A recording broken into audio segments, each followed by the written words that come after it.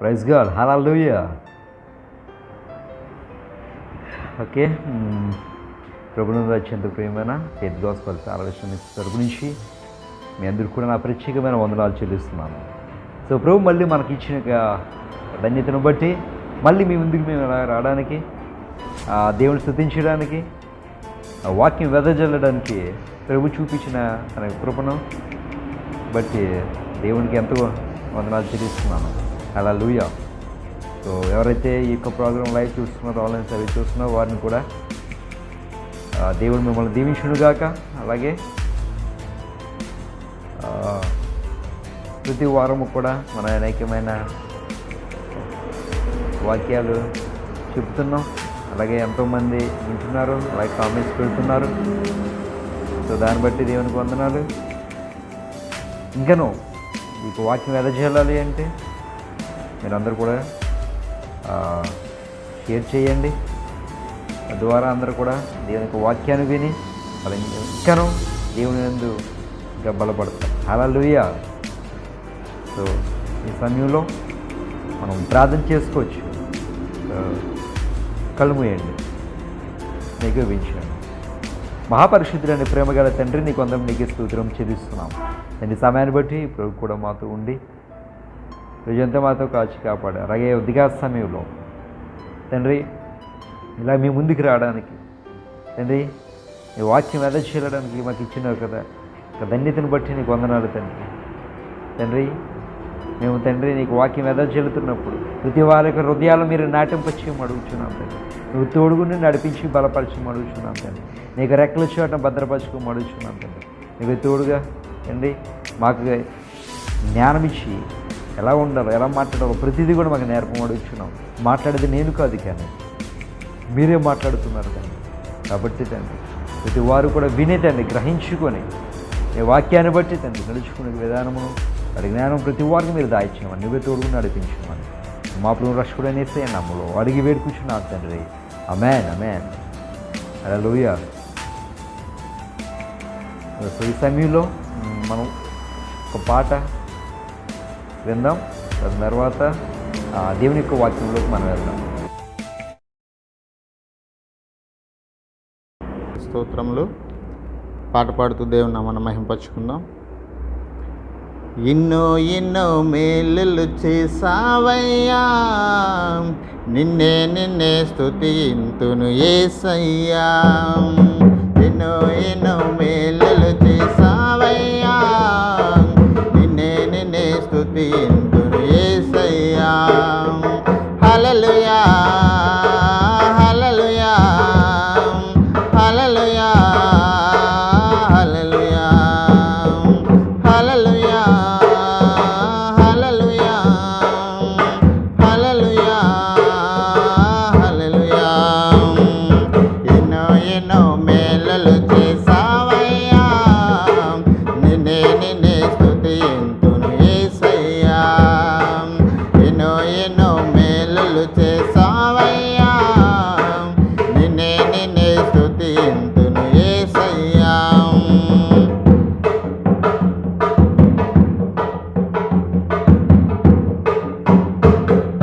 బాధలలో మంచి బంధువువైనావు, వ్యాధులలో పరమ వైద్యుడవైనావు. బాధలలో మంచి బంధువువైనావు, వ్యాధులలో పరమ వైద్యుడవైనావు. చీకటి బ్రతుకులో దీపము నీవై, పాపములన్నీయు కడిగిన దేవా. చీకటి బ్రతుకులో దీపము నీవై, పాపములన్నీయు కడిగిన దేవా. నా హృదయలో ఉదయించిన నీతి సూర్యుడా, నా బ్రతుకు దినములల్లా నిన్ను వేడుదాం. నా హృదయలో ఉదయించిన నీతి సూర్యుడా, నా బ్రతుకు దినములల్లా నిన్ను వేడుదాం. ఎన్నో ఎన్నో మేలులు చేసావయ్యా, నిన్నే నిన్నే స్తుతింతును యేసయ్యా. ఎన్నో ఎన్నో మేలులు చేసావయ్యా, నిన్నే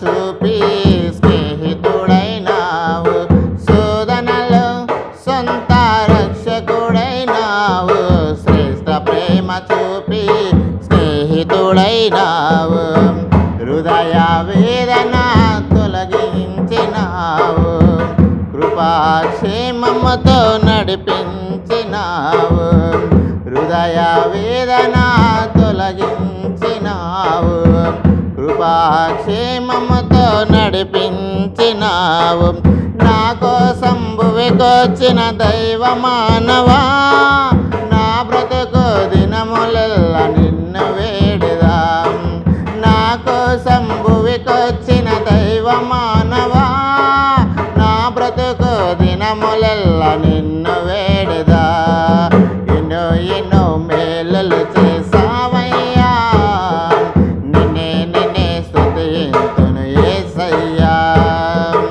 ఎన్నో ఎన్నో మేలులు చేసావయ్యా, నిన్నే స్తుతింతును యేసయ్యా, హల్లెలూయా హల్లెలూయా హల్లెలూయా హల్లెలూయా హల్లెలూయా హల్లెలూయా హల్లెలూయా హల్లెలూయా, ఎన్నో ఎన్నో మేలులు చేసావయ్యా, నిన్నే స్తుతింతును యేసయ్యా, ఎన్నో ఎన్నో మేలులు చేసావయ్యా, నిన్నే స్తుతింతును యేసయ్యా. దేవుని నామానికి స్తోత్రము. హల్లెలూయా. ఓకే, చక్కని యొక్క పాట మనం విన్నాం. ఈ సమయంలో దేవునికి వర్తమానంలోకి మనం వెళ్దాం. గత కొన్ని వారాలుగా మనం ఎన్నో ఒక వాక్యాలు వింటున్నాం, ఎన్నో వర్తమానాలు మనం వింటున్నాం. కనుక ఎందుకంటే ఈ లాక్డౌన్లో దేవుడు మనకు చూపించిన గొప్ప ధన్యత అదే. ఎందుకంటే ఎక్కడ గుళ్ళు కావచ్చు, లేదంటే ఏదైనా మసీదు కావచ్చు, ఏమీ జరుగుతలేదు. కానీ దేవుడు మనకి ఇచ్చిన విధానం బట్టి ఈ లైవ్ యొక్క ద్వారానా సరే మనము దేవుని యొక్క వర్తమానం వినడానికి దేవుడు ఇచ్చిన గొప్ప అవకాశం అదే మనకి. అది గొప్ప బహుమతి. కనుక మనం దీన్ని బట్టి దేవుని యొక్క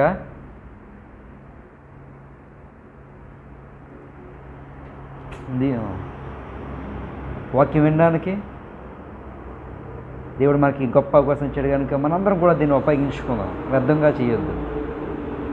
హల్లెలూయా.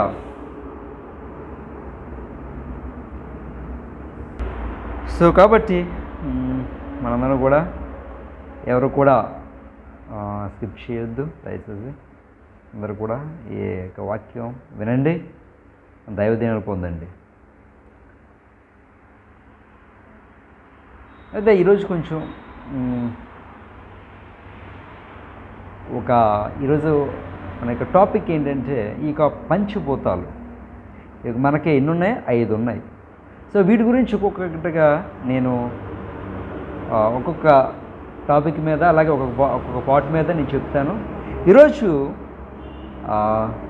ఫస్ట్ ఏంటంటే భూమి. ఈ భూమి గురించి నేను మాట్లాడాలని ఆశపడుతున్నాను. ఎందుకంటే దేవుడు సృష్టించిన ఇక భూమికి నాశనం చేసే శక్తి ఉందా, లేదా శక్తి ఎక్కడిది? సో దీని మీద నేను మీతో ఈరోజు మాట్లాడబోతున్నాను. హల్లెలూయా. ఇక్కడ ఏంటంటే అసలు భూమికి ఎవరు సృష్టించారు? భూమిని. ఒకవేళ దానికి నాశనం చేసే ఒక శక్తి ఉందంటారా? కాబట్టి ఇక్కడ మనం గమనించాలి. ఎందుకంటే దేవుడు ఈ ఆకాశమును, భూమిని, నీరుని, వాయువు అలాగే ఇన్నట్లు కూడా దేవుడు సృష్టించాడు. సో ప్రతిదీ కూడా ఆయన మాట వినాలి, ఆయన మాట వినాలన్నమాట. కానీ ఇక్కడ భూమిని కూడా దేవుడు ఏ రకంగా ఆయన ఉపయోగించుకుంటున్నాడు? ఆ యొక్క శక్తి, భూమికి ఇటువంటి శక్తి ఎలాగొచ్చింది? ఈ భూమిని ఇక నాశనం, ఇక సృష్టిని చేసినోడు మన దేవుడు గనుక దీన్ని నాశనం చేసే విధానము భూమికి ఇచ్చాడంటారు. ఓకే, మనం చూసినట్టయితే ఆదికాండము 1:10-11. దేవుడు ఆరిన నెలను భూమి అని పేరు పెట్టెను. జలరాశికి ఆయన సముద్రములని పేరు పెట్టెను. అది మంచిదని చూచెను. ఓకే, దాని తర్వాత 24:2 ఒకసారి. 24 మనం చూసినట్టయితే దేవుడు వాటి జాతి ప్రకారము జీవము గల వాటిని అనగా వాటి జాతి ప్రకారము పశువులను, పురుగులను, అడవి జంతువులను భూమిని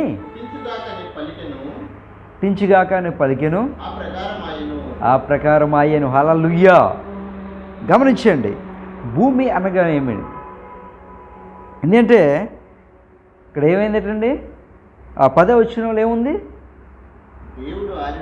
దేవుడు ఏం చేశాడు? ఆరిన నేలను చేస్తాడు. ఆరిన నేలను చేసిన తర్వాత దానికి ఏ పేరు పెట్టాడు? భూమి అని పేరు పెట్టాడు. సో భూమి అనగా ఏమి? ఎందుకంటే దేవుడు సృష్టించిన దాంట్లో ఈ పంచిపోతలో ఒకటి. ఎందుకంటే భూమి లేకపోతే మనం ఎలా ఉండలేం, మనం నిలబడలేం. అందుకే భూమికి ఆకర్షణ శక్తి, గ్రావిటేషనల్ ఫోర్స్ అంటారు, ఆకర్షణ శక్తి ఉంది అంటారు. అంటే దేవుడి యొక్క సృష్టి ఎలాంటిదంటే అది ఊహించలేనిది, ఎవరు గ్రహించలేనిది. ఒకసారి దాని గురించి ఆలోచిస్తే కనుక అది చూడడానికి ఎంత ఆశ్చర్యం కలుగుతుంది అంటే నిజంగానే దేవుడు ఎంత గొప్పవాడా అని ఒక్కసారి ఆలోచిస్తే అర్థమవుతుంది. ఏదో మనం ఎలా బ్రతుకుతున్నాం, గాలి పీల్చుకుంటున్నాం, భూమి మీద నిలబడుతున్నాం, అక్కడ ఆకాశం ఉంది, ఇది ఉంది, అగ్ని ఉంది, ఇవన్నీ అని అనుకుంటున్నాం. కానీ ఒక్కసారి ఆ సృష్టించినోడిని ఒకసారి గుర్తుపెట్టుకుంటే దాన్ని బట్టి అర్థమైపోతుంది మనకి అసలు భూమి ఎందుకు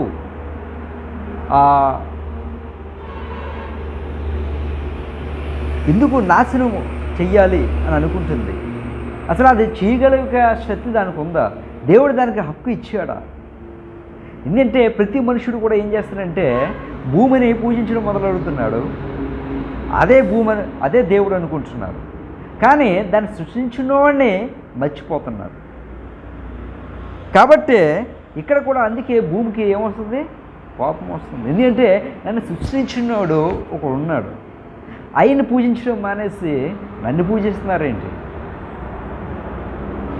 ఎందుకంటే ఇక్కడ మత్తయి సువార్తలో ఒకసారి మనం చూసినట్టయితే మత్తయి సువార్త 5:34-35 వచనాల్లో మనం ఇక్కడ గమనించవచ్చు. నేను నీతో చెప్పినదేమనగా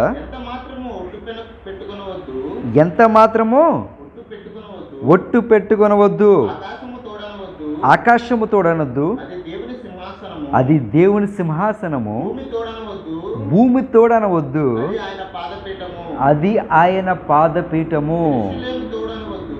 ఓకే, హల్లెలూయా. గమనించండి, ఇక్కడ చాలామంది చేసేది ఏంటంటే ఒట్టి పెడతా ఉంటారు, ఆకాశము తోడనో భూమి తోడనో పెడతా ఉంటారు. కానీ ఇక్కడ దేవుడు ఒక మాట చెబుతున్నాడు, ఆకాశం అటండి ఆయన సింహాసనము, భూమి ఆయన పాదపీఠము. ఎందుకంటే ఇక భూమి ఆయన పాదపీఠం కింద ఆయన చూసుకుంటున్నాడు, కానీ మనం ఏం చేస్తున్నాం? దాన్ని పూజిస్తున్నాం. దేవుడు ఏం చెప్తున్నాడంటే అక్కడ ఒట్టి పెట్టొద్దు అని చెబుతున్నాడు.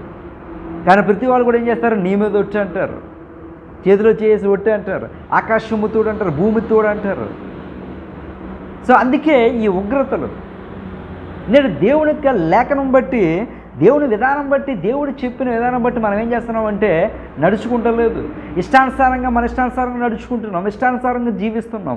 కాబట్టి ఈ ప్రకృతికి ఏమొస్తుందంటే కోపం వస్తుందటండి.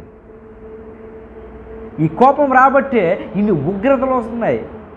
ఇంత నాశనం అవడానికి కారణం ఏంటి? అక్కడక్కడ భూకంపాలు వస్తున్నాయి. ఎందుకు వస్తున్నాయి?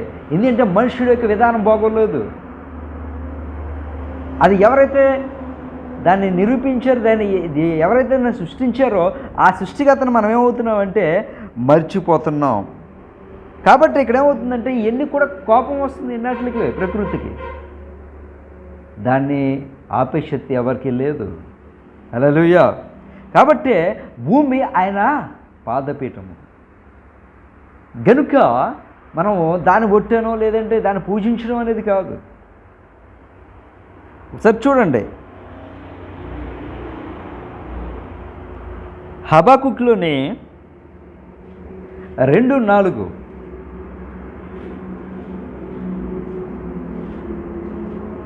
అసలు భూమిలో ఏంటి, దానికి సారం ఏంటి?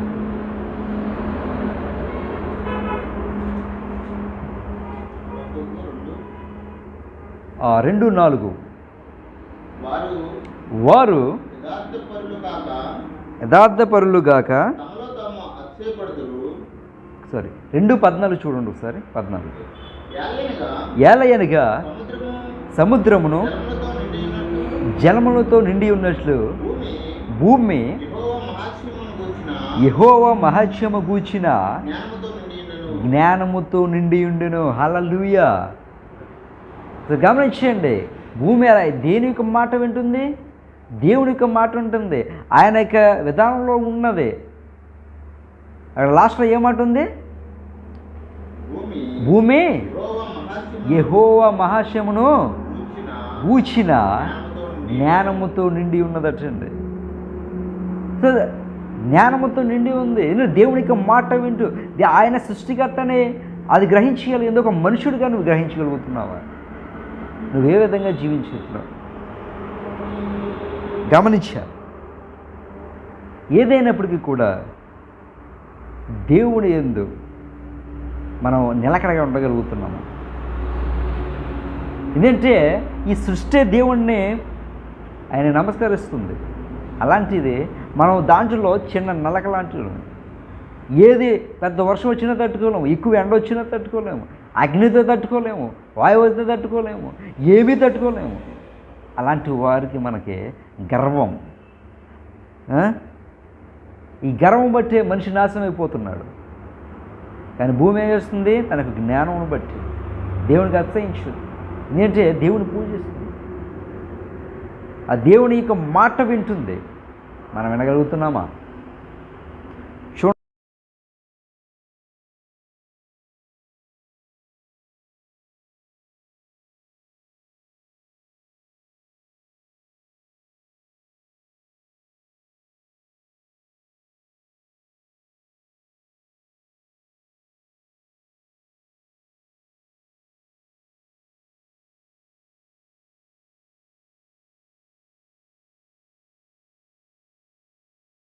సో యోబు గ్రంథం ఒకసారి చూద్దాం. యోబు 20:27 ఆకాశము వారి దోషములను బయలుపరుచుచున్నది, భూమి వారి మీదకి లేచెను. హల్లెలూయా. చూడండి, భూమి వారి మీదకి లేచెను. ఎవరి మీదకి? జంతువుల మీద కాదు, మనుషుల మీదకి. ఎందుకంటే మనిషి పాపముతో నిండిపోయి ఉన్నాడు. కాబట్టే ఇక్కడ ఏమవుతుందంటే భూమి వారి మీదకి లేచెను. భూకంపాలు వస్తున్నాయి, సునామీలు. సో ఎన్ని కారణం ఏంటి? మనిషి చేసే ప్రతి ఒక్క పాపము, అది చేసే ప్రతి ఒక్క దోషములు, మోసములు, ఆలోచనలు, ప్రతిదీ కూడా అది దేవునికి వ్యతిరేకంగానే ఉన్నాయి. ఎందుకంటే మనం భూమి మీద నివసిస్తున్నాం. అది ఒక్కసారి తిరగబడ్డదంటే మన యొక్క గతి ఏంటి ఒకసారి ఆలోచించండి. కనుకే భూమి ఈ యొక్క దేవుడు సృష్టించిన దాంట్లో ఒకటి. కనుకే దానికి అధికారము ఉన్నది, నాశనం చేసే అధికారం ఉంది. ఎందుకంటే దేవుడు మనల్ని నాశనం చేయడానికి ఆయన స్వయంగా రాడు. ప్రకృతిని బట్టి ఆయన ఉపయోగించి తనకు ఆయుధాలు అయ్యే. ఎందుకంటే మనుషుడికి దేవునికి కోపం వచ్చిందంటే ఆ యొక్క తనకు ఆయుధం ఏంటి? ప్రకృతి మాత్రమే. కనుక మనం ఎలా ఉండాలి? చాలా జాగ్రత్తగా ఉండాలి. మనం అలా ఉన్నప్పుడే ఈ ఉగ్రత నుంచి మనం బయటపడగలం. ఇప్పుడు ఎన్ని ఒక దేశాలు మనం చూస్తున్నాం, ఎన్ని న్యూస్ పేపర్స్, టీవీ ఛానల్స్ ఇవన్నీ కూడా మనం గమనిస్తున్నాం. ఎక్కడెక్కడో భూకంపాలు వస్తున్నాయి, ఎంతోమంది నష్టపోతున్నారు, ఎంతోమంది చనిపోతున్నారు. సో ఇవన్నీ కూడా మనకు తెలుస్తున్నాయి కదా. ఎందుకంటే దేవుని ఉగ్రత అలా ఉంటుంది. నీ పాపం ఎక్కడైతే ఉంటుందో అక్కడ ఏముంటుంది? దేవుని ఉగ్రత ఉంటుంది. గుర్తుంచుకో. హల్లెలూయా. ఓకే, అయితే భూమి సంతోషించింది ఎక్కడ? చూద్దాం ఒకసారి బైబిల్లోనే. 1వ దినవృత్తాంతములు 16:31 మనం దాంట్లో బైబిల్ లేఖనం బట్టి మనం గమనించినట్టయితే భూమి సంతోషించింది ఎక్కడ? 16:31 యెహోవా ఏలుచున్నాడని జనములలో చాటించిది, ఆకాశం ఆనందించునుగాక, భూమి సంతోషించునుగాక. హల్లెలూయా. ఎందుకనట? యెహోవా ఏలుచున్నాడు. హల్లెలూయా. నేడు దేవుడు పరిపాలన చేస్తున్నాడు గనుకే భూమి ఏం చేస్తుంది? సంతోషిస్తుంది. అదే నువ్వు నేను చేస్తే భూమి సంతోషించదు. యెహోవా దేవుడు చేస్తున్నాడు అక్కడ. రాజులకు రాజు, ప్రభులకు ప్రభువు ఆయన పరిపాలన చేస్తున్నాడు కనుకే భూమి ఏం చేస్తుందంటే సంతోషిస్తుంది, ఆనందిస్తుంది. చూడండి, ఈ యొక్క భూమి మీద దేవుడు మనల్ని సృష్టించాడు. అలాంటిది దేవుడు పరిపాలిస్తున్న సమయంలో కూడా మనము తప్పులు చేసుకుంటానో లేదంటే దేవునికి వ్యతిరేకంగా మనం ఉంటూ మనం ఏం చేస్తున్నామంటే లోకములో కలిసిపోతున్నాం. లోకంలో ఈ లోక ఐక్య విధానం బట్టి మనం ఎక్కువ ఆకర్షించబడుతున్నాం. దాన్ని బట్టి మనకు సంతోషం లేదు. ఎందుకు లేదు? భూమి ఎందుకు సంతోషపడుతుందంటే నా దేవుడు, నా ప్రభువు ఏలుతున్నాడు, పరిపాలిస్తున్నాడు గనుకే అది సంతోషపడుతుంది. కానీ మనం ఎందుకు సంతోషపడతలేదంటే మనం లోకంలో ఉన్న వాటి వైపు మనం ఎక్కువ దృష్టి ఉంచుతున్నాం కనుక ఇక్కడ ఏమవుతుందంటే మనం సంతోషపడలేకపోతున్నాం. దేవుడు ఎక్కడ ఉన్నాడు? దేవుడు అంటే ఇన్ని కష్టాలు ఏంటి, ఇన్ని బాధలు ఏంటి? నువ్వు సంతోషపడాలి అంటే దేవుడు నా జీవితాన్ని మార్చుతున్నాడు, నేను ఎక్కడికి వెళ్ళినా నాకు తోడు ఉంటున్నాడు, అలాగే నా ప్రతి ఒక్క మార్గంలో ఆయన నాతో వస్తున్నాడు, నన్ను పరిపాలించేవాడు నా దేవుడు అని నువ్వు ఎప్పుడైతే అనుకుంటావో, ఎప్పుడైతే ఆయనకి కృతజ్ఞతలు చెల్లించి ఎప్పుడైతే నువ్వు ప్రార్థన చేస్తావో అప్పుడు దేవుడు నీకు తోడు ఉంటాడు. హల్లెలూయా.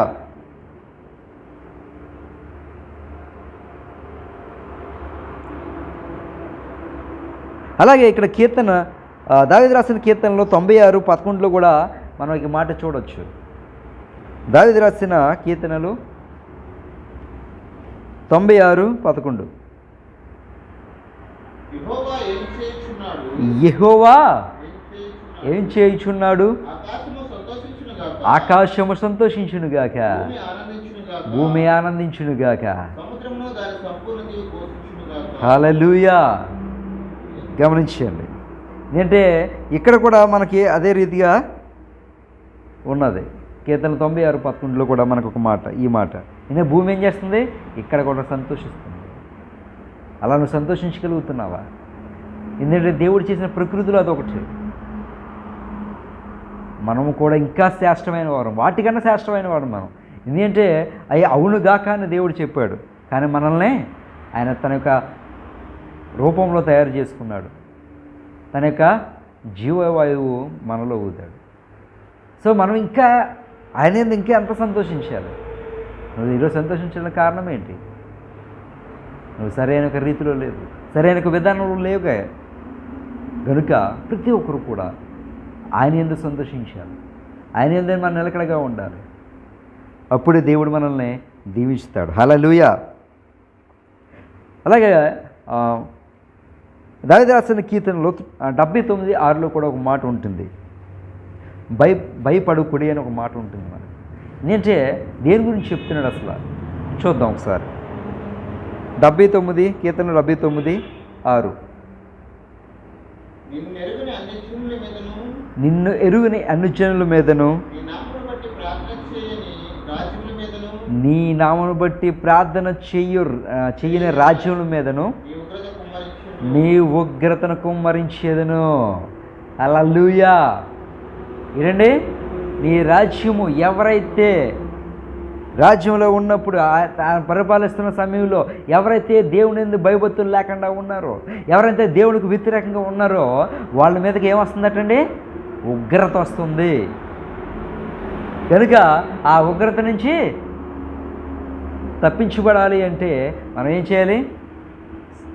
ఆయన యందు భయభక్తులు కలిగి ఉండాలి. అందుకే నేను చెప్పినట్టుగానే భూకంపాలు ఎందుకు వస్తున్నాయి? ఎందుకంటే ఆయన యొక్క రాజ్యం లేదు. ఎక్కడ చూసినా అనేకమైన చెడు యొక్క విధానాలే, చెడు యొక్క భావాలే. ఎక్కడ చూసినా క్రైస్తవులను హింసిస్తున్నారు, చంపేస్తున్నారు. సో అలాంటిదప్పుడు దేవుడు ఊరుకుంటారా? ఆయన బిడ్డల్ని అలాగా హింసిస్తున్నప్పుడు దేవుడు ఊరుకుంటారంటారా? ఊరుకోడు. ఎందుకంటే ఏం చేస్తాడు? తన ఉగ్రతనే చూపిస్తాడటండి. ఎప్పుడైతే తన ఉగ్రతను చూపించాడో అప్పుడేమవుద్ది? అందరూ కూడా నాశనం అయిపోతారు. ఏం చేయలేము, ఇంకా ఏం చేయలేము. ఒక మనిషి చంపచ్చేమో, ఎందుకంటే ఎదుర్కొంటూ ఉంటాడు కనుక ఆ మనిషితో సమానం కనుక చంపేయచ్చు. కానీ దేవుని యొక్క ఉగ్రత నువ్వు తప్పించుకోగలవా? ఎందుకంటే మన యొక్క ప్రాణము చాలా అల్పమైనది, నీటి మీద బుడగ లాంటిదటండి. అలాంటి వారికి ఇంత గర్వము, ఇంత అహంకారము, ఎంత రోషము, ఇన్ని అవసరం అంటారా మానవునికి? ఒకసారి ఆలోచించండి. మనం ఏ పాటి వారము? కానీ దేవుని కృపను బట్టి, ఆయన ప్రేమను బట్టి, ఆయన కరుణామయుడు కనుక మనం ఇంకెలా జీవించగలుగుతున్నాం. కనుకే మనకున్న ప్రతి ఒక్క విధానమును, ప్రతి ఆలోచన కూడా దేవుని యందే ఉండాలి. అంతేగాని పాపం ముందు తిరగకూడదు. హల్లెలూయా.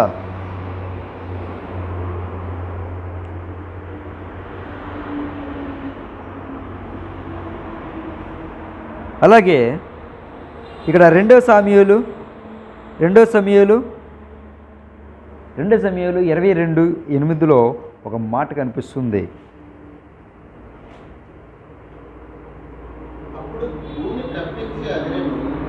అప్పుడు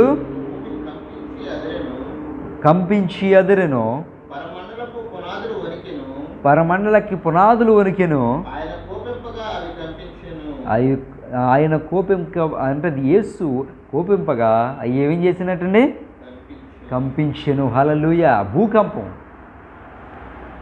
భూకంపము ఎందుకంటే మనం చేసే విధానం బట్టి, మనం చేసే ఆలోచన బట్టి, మనం చేసే పాపాలు బట్టి, దాన్ని బట్టి దేవుడు ఏం చేస్తున్నాడు? ఒక్కసారి ఉగ్రత. ఆయన కోపిస్తే ఏమవుతుంది? భూమి అదిరిపోద్ది అన్నమాట. భూమి అదిరిపోతుందండి. ఎందుకంటే చాలా దేశాల్లో మనం గమనించవచ్చు అలా అనేకమైన పాపములు. ఒక భార్య ఉండదు, భర్త ఉండదు, లేదంటే అసలైన వరుసలు ఉండదు. సో అలాంటి సమయంలో, అలాంటి విధానంలో ఎక్కడ చూసినా తాగుతూ వాళ్ళ ఇష్టానుసారంగా జీవిస్తూ అన్నీ మర్చిపోతూ ఇష్టానుసారంగా జీవించడం బట్టి అనేకమైన దేశాల్లో ఏమవుతుంది? ఇప్పుడు భూకంపం వస్తున్నాయి. అనేక మంది నష్టపోతున్నారు, చనిపోతున్నారు, నాశనం అయిపోతున్నారు. ఎందుకు అలాగా? ఎందుకంటే పాపం పెరిగిపోతుంది కనుక. అందుకే దేవుడికి ఉగ్రత, దేవుడు కోపం ఇచ్చాడు అంటే ఏమవుద్ది? భూమి అదురుతుంది. అదిరిందా? నువ్వు ఉన్నది భూమి మీదే. గమనించు, నువ్వు ఉన్నది ఆకాశంలో కాదు, నువ్వు ఉన్నది భూమి మీదే. కనుక అది ఎప్పుడైతే అదిరిందో నువ్వు భూమి మీద నువ్వెంత చిన్నగా కనిపిస్తావండి. చిన్న ఒక పురుగు లాంటి వాళ్ళు మనం. అలాంటిది ఇంత భూమి మధ్య నువ్వు ఉన్నావంటే ఒకవేళ అదిరిందంటే నీ పరిస్థితి ఏంటి? ఒకసారి ఆలోచించు. కనుక దేవునికి ఉగ్రత రానికుండా చూసుకోవాలి. దేవునికి ఉగ్రత వచ్చిందంటే కనుక మనం తట్టుకోలేము. కనుక దేవునితోనే మనం ఉండేలాగాను, అటు రీతిగా జీవించేలాగా మనం ఉండాలి. హల్లెలూయా.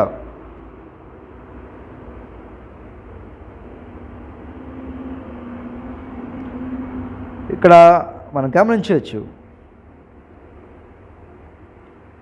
ఇక దేవునికి ఆదేశాన్ని బట్టి చనిపోయిన వారు తిరిగి లేస్తారట. ఒకసారి చూద్దాం దేంట్లో ఉంది అది. సామ్యూయేలు 1వ సామ్యూయేలు 28:13 మనం గమనించవచ్చు.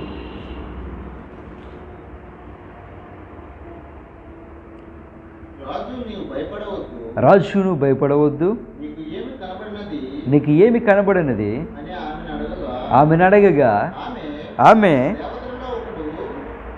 దేవతల్లో ఒకడు భూమిలో నుంచి పైకి వచ్చుట నేను చూచుచున్నానే నేను. హల్లెలూయా. ఇక్కడ ఏం కనిపిస్తున్నాడండి? ఒకడు ఏం చేస్తున్నాడట? భూమి నుంచి పైకి వచ్చేటట్టు. అంటే దేవునికి ఆదేశాన్ని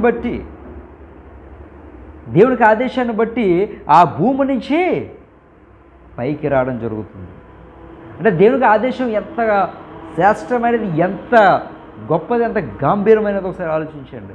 ఆయన మాటకి భూమి కూడా ఎంత విలువిస్తుందో అర్థం చేసుకోండి. కానీ మనం ఏమిస్తున్నాం? దేవుడికి విలువిస్తున్నామా? విలువనిస్తా లేదు. విలువనివ్వడం అది పక్కన పెట్టి దేవునికి అవమానం తెస్తున్నాం. మనం చేసే విధానం బట్టి దేవునికి అవమానం తెస్తున్నాం తప్ప మనం విలువనిస్తలేదు. కానీ ఇక్కడ ఏమవుతుంది? భూమి విలువనిస్తుంది. చనిపోయిన వారు తిరిగి లేపబడడం అక్కడ మనం చూడవచ్చు. సరే చూడండి, మత్తయి సువార్తలో కూడా రండి. మత్తయి సువార్త 27:53 కూడా మనకి ఈ విషయం మీద మనకు కనిపిస్తుంది. 27:53 వారి సమాధిలో నుండి బయటకు వచ్చి వారు లేచిన తర్వాత పరిశుద్ధ పట్టణంలో ప్రవేశించి అనేకులకు కనబడిరి. హల్లెలూయా. గమనించండి, ఎవరు చనిపోయిన తర్వాత? యేసుక్రీస్తు చనిపోయిన తర్వాత మళ్ళీ ఆయన తిరిగి లేచిన తర్వాత ఆయనతో పాటు లేచిన వారు ఉన్నారు. ఆయన వెళ్ళిపోతున్న సమయంలో వారు ఆయనతో కలిసి అక్కడ వెనకాల రావడం జరిగిందటండి. హల్లెలూయా. ఏంటంటే దేవునికి ఆదేశము. అంటే చనిపోయిన వారి శాతం కూడా దేవుడు లేపగలడు. హల్లెలూయా. కనుకే దేవునికి విలువ, దేవునికి ఆదేశము చాలా చాలా చాలా గొప్పది. గనుక మనం కూడా దేవునికి విలువనివ్వాలి. ఎప్పుడైతే దేవునికి మనం విలువనిస్తామో అప్పుడు దేవుడు మనకు విలువ వచ్చేలా చేస్తాడు. ఒకసారి చూద్దాం. దేవుడు ఈ భూమిని శపించుట ఏ విధంగా జరిగింది? ఇంకా మనకు తెలిసింది ఆదికాండము 8:21 మనం చూడొచ్చు.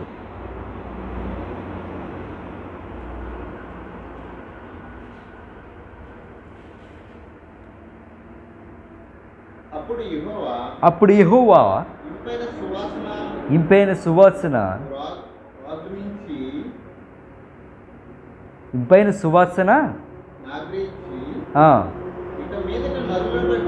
ఇక మీదటి నరులు బట్టి భూమిని మరలా శపించెను. హల్లెలూయా. ఎందుకు భూమిని శపించాడు అసలు దేవుడు? ఎందుకంటే దేవుడు అవ్వ ఆదామును తయారు చేసిన తర్వాత ఎందుకనగా నరుడు హృదయ ఆలోచన వారి బాల్యం నుంచి చెడ్డదే. నేను ఇప్పుడు చేసిన ప్రకారము ఇకను సమస్త జీవులు సంహరింపను. హల్లెలూయా. గమనించండి, ఇక్కడ దేవుడు అవ్వ ఆదాముని తయారు చేసినప్పుడు, సృష్టించినప్పుడు, అక్కడ ఉంచినప్పుడు అక్కడ ఏదోము తోటలో ఉంచారు. ఆ ఉంచిన తర్వాత అక్కడ ఉన్న పళ్ళు అన్నీ కూడా తినమని చెప్పాడు. అక్కడ ఉన్న జంతువులు అన్నిట్లు కూడా ఏలమని చెప్పాడు. అక్కడ ఉన్న వాటన్నిటి కూడా పేర్లు పెట్టింది వాళ్ళే. కానీ ఒక పండు తినొద్దని చెప్పారు. కానీ నరుడు ఆలోచన బాల్యం నుంచి చెడ్డదట్టండి. ఏమైంది? అపవాది వచ్చాడు. వెంటనే వారికి చెప్పాడంతే. వాళ్ళు ఏం చేశారు? అది తినవద్దన్న పండుని వెంటనే తిన్నారు, పాపంలో పడిపోయారంతే. ఎప్పుడైతే పాపంలో పట్టారో అప్పటి వరకు కూడా భూమి మీద ఎటువంటి ముళ్ళ పొదలు, గెచ్చు పొదలు ఏది లేవు. అలాంటిది ఎప్పుడైతే పాపం చేశారో, ఎప్పుడైతే దేవుడు వాళ్ళని శపించాడో, ఎప్పుడైతే వెళ్ళగొట్టాడో అప్పుడే చెప్పాడు, అక్కడ ముళ్ళ పొదలు, గెచ్చు పొదల్లో నువ్వేం చేస్తావు? వ్యవసాయం చేస్తారు, అక్కడ బ్రతుకుతారు, కష్టపడతావు, కానీ దానికి ఫలితం ఉండదు అని అక్కడే దేవుడు శపించాడు. అప్పటి నుంచి ఏమవుతుంది? ఈ భూమి మీద అన్నీ కూడా ఎన్ని ఎలాగొచ్చాయి? ముళ్ళ పొదలు, గచ్చు పొదలు, రాయలు, రప్పలు ఎన్ని ఎలాగొచ్చాయి? ఏంటంటే వారు చేసిన పాపము ఇప్పుడు ఈ రకంగా ఉన్నది. ఏంటంటే నరు ఆలోచన చెడ్డది. కానీ ఎప్పుడైతే దేవుడిలో మనం ఎదిగి, ఎప్పుడైతే దేవుడిలో జీవిస్తామో అప్పుడు ఆ ఆలోచననే దేవుడు మార్చగలిగే సమర్థుడు. ఎంతో చెడ్డవారు, ఎంత మోసం చేసేవారు, ఎన్నో హత్యలు చేసేవారు, ఎన్నో తప్పులు చేసేవారు ఎప్పుడైతే దేవుణ్ణి తెలుసుకున్నారో, దేవుని యొక్క ప్రేమను తెలుసుకున్నారో, దేవుని యొక్క వాక్యాన్ని తెలుసుకున్నారో అప్పుడు ఏం జరిగి వీళ్ళు అందరూ కూడా మారి ఇప్పుడు చక్కగా జీవిస్తున్నారు. కారణం ఏంటంటే దేవునిలో వాళ్ళు ఉన్న విధానము. వాళ్ళు శపించబడ్డారు. కానీ ఎప్పుడైతే దేవుళ్ళ విధానం వచ్చారో, దేవుని ఎప్పుడైతే హృదయపరంగా ఎప్పుడైతే అంగీకరించారో అప్పుడు ఏమైంది? దేవుడు వాళ్ళని మార్చాడు. అంటే ఇక్కడ అందుకే ఈ యొక్క గచ్చి పొదలు, ముళ్ళ పొదలు ఎన్ని కూడా వ్యవసాయం చేసేవాళ్ళు కూడా ఎందుకు బాధపడుతున్నారు? సరైన పంట లేదండి, సరైన విధానం లేదండి, దానికి ఎంతో ఖర్చు పెట్టాను కానీ ఎందుకు ఫలితం లేదు? ఎందుకంటే దేవుడు అక్కడ శపించాడు. హల్లెలూయా. గనుకే ప్రతి మానవుడు కూడా ఇప్పుడు కష్టపడ్డ అనేది జరుగుతుంది. చూడండి, కీర్తనలో 46:2 కీర్తనలో 46:2 మనం చూడొచ్చు ఒకసారి. సో మీ బైబిల్ ఉంటే తెరవండి, అక్కడ ఇక్కడ రిఫరెన్స్ కూడా రాసుకోండి. కావున భూమి మార్పు నొందినను, నడి సముద్రములలో పర్వతాలను మునిగినను, వాటి జలములు ఘోషించుచు ఉరగగట్టినను, ఆ పొంగునకు పర్వతములు కదిలినను, మనము భయపడము. హల్లెలూయా. ఇదేంటి? మనం ఎప్పుడైతే దేవుని యొక్క విధానంలో, దేవుని యొక్క నీడలో, దేవుని కృపలో మనం ఉంటామో ఒకవేళ ఏది జరిగినను, జన్మలో పొంగినను, లేకపోతే ఏమి జరిగినను సరే మనం భయపడమాటండి. ఎందుకని? దేవుడు మనకు తోడే ఉన్నాడు కనుక. ఈ ప్రకృతి కూడా ఇవన్నీ కూడా దేవుని సృష్టించాడు గనుక మనం ఆయన బిడ్డలం గనుక మనం భయపడే పని లేదు. కాబట్టి ఏమి చేసినను, అందుకే దావీదు సంకీర్తనలో 3:6 ఉంది.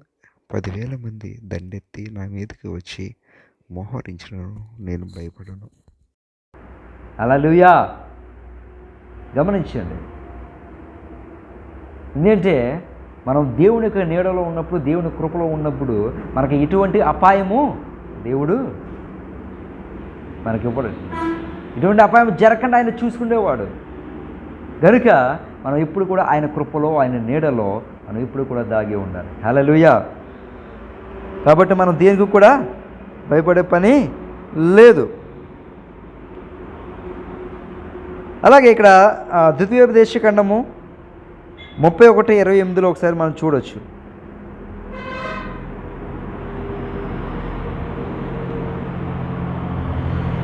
ద్వితీయోపదేశకాండము 31:28. నేను చనిపోయిన తర్వాత మరి నిశ్చయముగా తిరుగుబాటు చేయుదురు కదా, నీ గోత్రము పెద్దలందరినీ నీ నాయకులను నా ఎద్దకు పోగు చేయుడు, ఆకాశమును భూమిని వారి మీద సాక్షులుగా పెట్టి నేను వారి మాటలు వారి వినికిడిలో చెప్పేదను. ఒకసారి న్యాయాధిపతులు 5:4 కూడా చదవండి ఒకసారి. సో నాక ఇది చెప్పి నేను త్వరగా ముగిస్తాను. ఇశ్రాయేలు దేవుడైన యెహోవాను కీర్తించేదను. యెహోవా, నువ్వు శ్రేయా నుండి బయలుదేరినప్పుడు దేవమా కొలము నుండి బయలుదేరినప్పుడు భూమి వణికెను, ఆకాశము నీళ్లను కుమ్మరించెను, మేఘములు వర్షించెను. హల్లెలూయా. అంటే ఈ యొక్క మనం చేసే ప్రతిదీ కూడా సాక్ష్యం ఏం చెప్తుందటండి? భూమి సాక్ష్యంగా ఉంది, ఆకాశము సాక్ష్యముగా ఉంది, ఎన్ని కూడా చూస్తున్నాయి, నువ్వు చేసే ప్రతి పని చూస్తున్నాయి. చూసి ఇవే ఏమవుతున్నాయంటే సాక్షులుగా మారి దేవునికి సమాచారం అందిస్తున్నాయి, దేవునికి మాట వింటున్నాయి. మనం వినగలుగుతున్నామా? మనం అలా చేయగలుగుతున్నామా? ఒక్కసారి ఆలోచించు.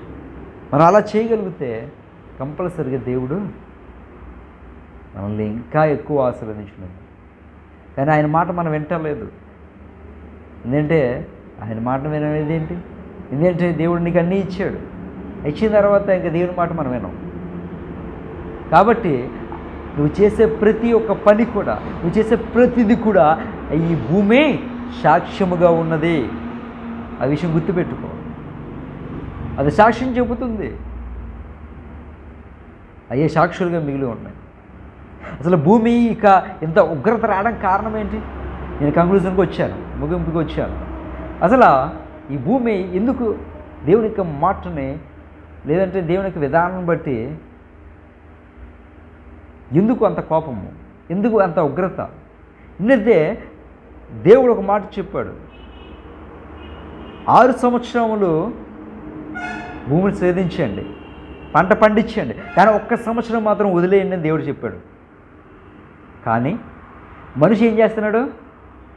ఇంకా ఆ 1 సంవత్సరం కాదు కదా, ఇంకా ఎప్పుడు వదలకుండా అలా సేవిస్తూనే ఉంటున్నాడు. అలాంటిదప్పుడు దేవుడి యొక్క మాటను బట్టి, దేవుడి విధానం బట్టి మరి భూమి ఏమవ్వాలి? ఎందుకంటే భూమి తన యొక్క సారమును కోల్పోతుంది కనుక దేవుడు అందుకే ఏం చెప్పాడంటే 1 సంవత్సరం వదలండి, 6 సంవత్సరాలు కష్టపడండి, పంట పండించుకోండి, కానీ 1 సంవత్సరం మాత్రం వదిలేయండి అని దేవుడు చెప్పాడు. కానీ ప్రతి మనుషుడు చేసేది ఏంటంటే అది కూడా వదలకుండాను అలాగా సేద్యం చేస్తూనే ఉంటున్నాడు, అలా పంటలు పండిస్తూనే ఉంటున్నాడు. అప్పుడు భూమి సారం ఏమైపోవాలి? చెడిపోదంటారా? మళ్ళీ పోనీ అలా చేస్తున్నాడు, ఏదో పర్వాలేదు అనుకుంటే అలా కూడా కాదే, ఎరువులు వేస్తున్నాడు, అనేక రకమైన మందులు వేస్తున్నాడు. అలా వేస్తే మరి భూమి సారం ఏమవుతుంది? అది తినడం వల్ల మనకు కూడా నష్టం అవుతుంది. మరి భూమి ఉగ్రత ఎలా వస్తుంది? దేవునికి మాటను లెక్క చేస్తున్నారు మనుషులు. దేవునికి మాటను తన యొక్క చెప్పిన లేఖనం బట్టి ఎవరైనా నేర్చుకుంటున్నారా? నడవడిక చేసుకుంటున్నారా? అసలు ఒక్కసారి ఆలోచించండి. ఒకసారి భూమి ఎందుకు తనకు గద్దిస్తుంది? ఎందుకు భూకంపం వస్తున్నాయి? కారణం ఏంటి? ఎందుకంటే మనుషులు చేసే విధానం బాగోలేదు, ఆలోచన బాగోలేదు. ఆ పంటను కూడా నాశనం చేస్తున్నాడు. సరైన ఒక పంట లేదు, ఒక మందులు కొట్టి, ఎరువులు కొట్టి, ఏదో కొట్టి త్వరగా పండించేయాలి. అప్పుడు భూమి సారం ఉంటుందంటారా? దేవుడు అందుకే చెప్పాడు. ఎందుకంటే దేవునికి సైన్స్ కన్నా గొప్ప జ్ఞానం ఉంది ఆయనకి. ఏదో ఇప్పుడంటే ఏదో వచ్చాయి, కానీ బైబిల్ చూసే కదా వీళ్ళందరూ కూడా ఎన్ని నేర్చుకున్నారు. ఒకసారి ఆలోచించండి. కానీ భూమి ఎందుకు అంతలాగా ఘోషిస్తుందంటే మనం చేసే విధానము బాగోకే, మనం చేసే యొక్క ఆలోచన బాగోకే. అందుకే దేవుడు సృష్టించిన ఈ యొక్క భూమికి నాశనము చేసే శక్తి ఉంది, నాశనం చేసే శక్తి ఉందటండి. గనుకే అదేమవుతుంది? భూకంపాలు కలుగుతుంది. కాబట్టి ఇప్పటికైనా సరే ప్రతి మనుషుడు కూడా మారాలి. మారితేనే మనం బాగుంటాం, లేకపోతే భూమి నాశనం అయిపోతుంది ఖచ్చితంగా. ఎందుకంటే సారం పోగొట్టేస్తున్నారు. భూమి సరైన రీతిలో పంట పండించలేదు, కల్తీ మందులు అలాగే ఇష్టానుసారంగా చేసి భూమిని నాశనం చేస్తున్నారు. అడేటప్పుడు భూమికి ఆ దేవుడికి ఉగ్రత రాదంటారా? దేవుడు ఏం చేస్తాడు? మనకు ఉగ్రత తెప్పించి భూమికి అంతలాగా ఉంది. ఎందుకంటే దేవుడు ఈ 5 పంచభూతములని ఆయన సృష్టించాడు కనుక హక్కు ఉంది. దేవునికి ఆయుధాలు అయ్యే మనకి. దేవుని ఆయుధం ఏంటి? అదే ఆయుధాలతోనే మొత్తం సర్వనాశనం చేస్తున్నాడు దేవుడు. తన యొక్క కోపము, తన ఉగ్రత అలాగ ఉంటుంది. తన ఉగ్రత ఒక్కసారి వచ్చిందంటే మనుషుడు తట్టుకోలేడు. గనుక ప్రతివారు కూడా ఇప్పటికైనా తెలుసుకొని దేవునికి సృష్టి ఏంటి, దేవునికి విధానం ఏంటి, మనం చేస్తుంది ఏంటి, ఇప్పటికైనా మారదామా? ఇప్పటికైనా సరే దేవుని భయభక్తులు కలిగి ఉందామా? అలా ఉండాలంటే మోకలేండి ప్రార్థన చేయొచ్చు. Let's pray. మహాపరిశుద్ధుడండి తండ్రి, ప్రేమ గల తండ్రి, నీకే స్తోత్రము చెల్లిస్తున్నాను తండ్రి. ఈరోజు మాతో మాట్లాడిన ప్రకారం తండ్రి భూమి ఎలాగైతే నాశనము చేయగలదా అనేక విధానంతో ఈరోజు అవును తండ్రి, నువ్వు సృష్టించిన దాంట్లో ఈ 5 పంచభూతాలు ఇది ఒకటి. గనుక దాన్ని తండ్రి సారాన్ని పోగొడుతున్నాను, దాని విధానం పోగొట్టు తండ్రి భూకంపాలు వచ్చేలాగా అవుతున్నాయి తండ్రి. మేము చేసే పాపాలు బట్టి, మేము చేసే విధానాలను బట్టి తండ్రి ఆ ఉగ్రత తండ్రి కలిగి తండ్రి భూకంపాలు వస్తున్నాయి. అనేక మంది జనం నష్టం పోతున్నారు తండ్రి, జనం నష్టపోతున్నారు. కాబట్టి ఇప్పటికైనా సరే ఇటువారు కూడా మారి తండ్రి మీరు భయభక్తులు కలిగి ఉండి, నేను విశ్వాసము కలిగి ఉండి జీవించేవారుగా చేయమని అడుగుతున్నాను తండ్రి. ప్రతి విషయంలో తోడుగా నడిపించున్నాను. ఎవరైతే తన అనారోగ్యం ఉంటే మంచి ఆరోగ్యం బలమిస్తే దాయిత్యం అడుగుతున్నాను తండ్రి. ఇప్పుడున్న పరిస్థితులు బట్టి తండ్రి ఎక్కడ చూసినా భయంకరమైన వ్యాధులు, ఎక్కడ చూసినా భయంకరమైన వైరస్ ఉంటుందని ఉంటున్నారు తండ్రి. వాటి నుంచి తండ్రి మమ్మల్ని తప్పించమని అడుగుతున్నాను తండ్రి. నీ కృప ఉండబట్టి మేము ఇంకా ఎలా ఉండగలుగుతున్నాము తండ్రి. తండ్రి ఎక్కడ చూసినా తండ్రి చెడు తప్ప మంచి వినలేక స్థితిలో ఉన్నాము తండ్రి. తండ్రి న్యూస్ ఛానల్ ఆన్ చేయాలంటే తండ్రి భయం వేస్తుంది. ఎందుకంటే ఏది చూసినా సరే భయంకరమైన వార్తలు అది కనిపిస్తున్నాయి. అలాంటి భయంకరమైన పరిస్థితుల్లో, భయంకరమైన స్థితిలో మేము ఉన్నాం తండ్రి. కాబట్టి తండ్రి నేను స్థుతించేవారుగా, నేను గణపరిచేవారుగా తండ్రి చేయమని నువ్వు తోడుగుండి నడిపించేవారు తండ్రి. ఇంకా మమ్మల్ని అందరూ కూడా మీరు భద్రపరచుకోమని అడుగుతున్నాం తండ్రి. నేను ఎక్కడో చాటిన తండ్రి అందరూ కూడా దాయమని అడుగుతున్నాం తండ్రి. నువ్వే తోడుగుని నడిపించు. ఎవరైతే నేను ఆన్లైన్ ద్వారా తండ్రి చదివిస్తున్నారు, ఎవరైతే నువ్వు వాక్యాన్ని తండ్రి విన్నారు, ఇది వారికి హృదయాలను మీరు నాటింపచేయమని తండ్రి. మారు పొందుకుని తండ్రి రక్షణ తీసుకునే విధానం తండ్రి దాయిత్యం అడుగుతున్నాం. నువ్వే తోడుగుని నడిపించమని, నువ్వే దీవించి తండ్రి మీరు ఆశీర్వదించమని తండ్రి. ఇంకనూ తండ్రి అందరినీ కూడా తండ్రి మేమందరూ కూడా తండ్రి బలపరిచి తండ్రి నీ సేవలో నీ కృపలో ఇంకనూ బహు గొప్పగా తండ్రి దేవారు చేయమని తండ్రి. నువ్వే దీవి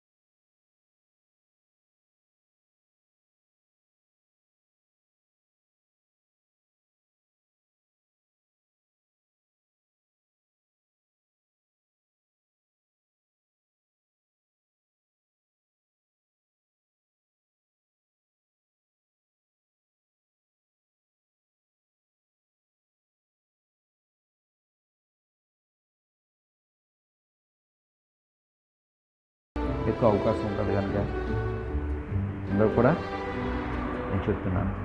మీ అందరూ కూడా నా వందనాలు చెల్లిస్తున్నాను.